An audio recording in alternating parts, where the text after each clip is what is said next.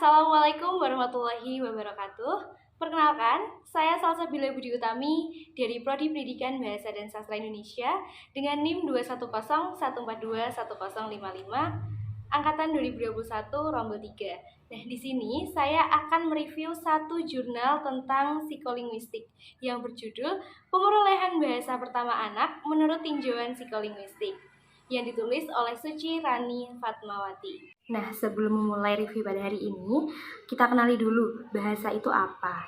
Bahasa sebagai sarana komunikasi manusia, baik dalam bentuk tulisan, lisan, atau berupa simbol tertentu. Nah, pemerolehan bahasa pada manusia ini dimulai ketika anak-anak yang disebut dengan bahasa ibu. Sedangkan pembelajaran bahasa berkaitan dengan proses-proses yang terjadi pada waktu anak-anak memperoleh bahasa kedua. Nah, pada artikel ini akan dikaji mengenai pemerolehan bahasa pada manusia. Chair tahun 2019 menyatakan jika pemerolehan bahasa adalah suatu proses yang berlangsung pada otak seseorang ketika ia memperoleh bahasa pertamanya atau bahasa ibunya. Nah, pemerolehan bahasa ini dapat dibedakan dari pembelajaran bahasanya yang berkaitan dengan proses-proses selama seorang anak itu mempelajari bahasa kedua. Istilah pemerolehan sendiri adalah suatu proses penguasaan bahasa yang dilakukan secara natural saat ia belajar bahasa ibunya. Sedangkan pembelajaran dikatakan sebagai proses yang dilakukan secara tataran formal. Nah, pada pemerolehan bahasa anak ini dijabarkan melalui beberapa teori. Di antaranya, yang pertama ada teori behaviorisme yang menyoroti perilaku kebahasaan yang dapat diamati langsung dan berhubungan antara rangsangan dan reaksi atau respon. Perilaku bahasa yang efektif adalah membuat suatu reaksi yang tepat terhadap rangsangan. Nah, sebagai contoh, ketika seorang anak mengucapkan kata yang salah, pasti ia akan dikritik dan dibenarkan oleh orang terdekatnya, seperti ibunya. Begitu juga dengan sebaliknya, jika ia mengucapkan sesuatu yang benar, maka ia tidak akan mendapatkan kritik karena sudah dianggap benar. Nah, situasi ini disebut sebagai reaksi yang tepat terhadap rangsangan dan menjadi hal pokok bagi proses pemerolehan bahasa. Yang kedua, ada teori nativisme Chomsky yang menganut teori nativisme.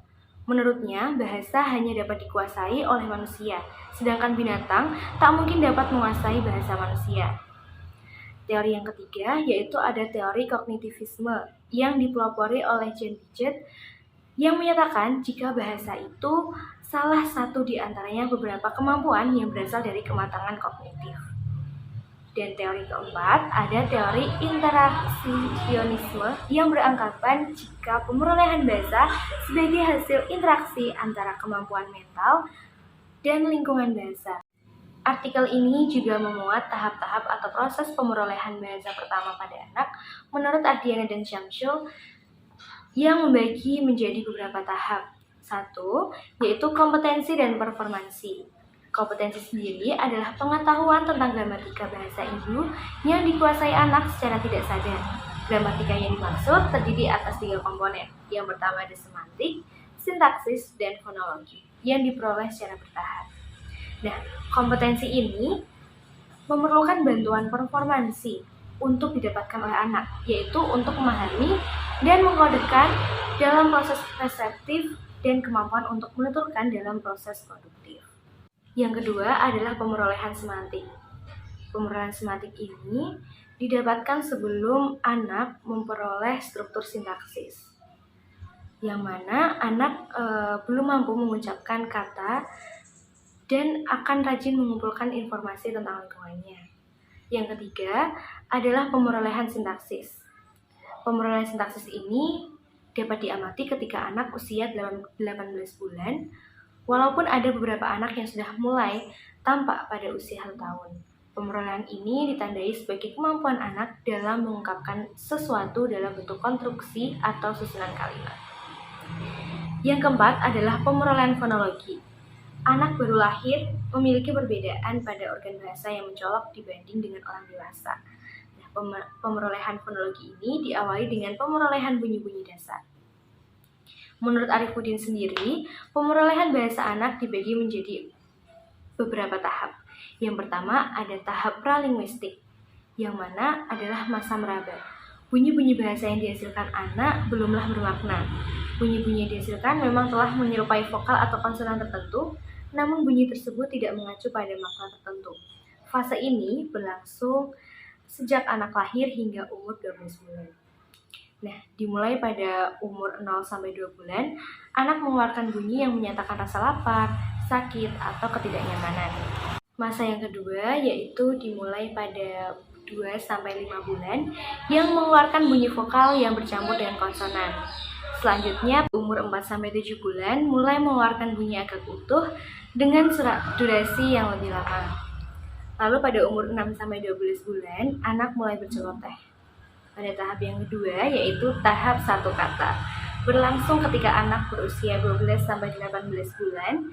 Pada tahap ini, anak menggunakan satu kata yang memiliki arti mewakili keseluruhan idenya. Lalu yang ketiga yaitu tahap dua kata, berlangsung ketika anak berusia 18-24 bulan.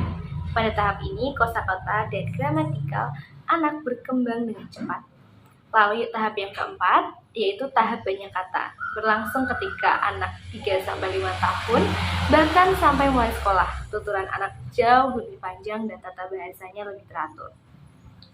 Nah, dari tahap-tahap tersebut juga ada mekanisme pemerolehan bahasa. Di antaranya ada imitasi, yaitu anak menirukan pola bahasa maupun kosakata dari orang-orang yang signifikan bagi mereka. Yang kedua, yaitu pengkondisian, yang mana pembiasaan terhadap ucapan-ucapan yang telah didengarnya. Dan yang ketiga, yaitu kognisi sosial. Anak memperoleh pemahaman terhadap kata karena secara kognisi ia memahami tujuan seseorang dalam memproduksi suatu fonem. Nah, itu tadi adalah isi dari jurnal yang saya baca. Semoga dapat bermanfaat untuk semuanya. Terima kasih.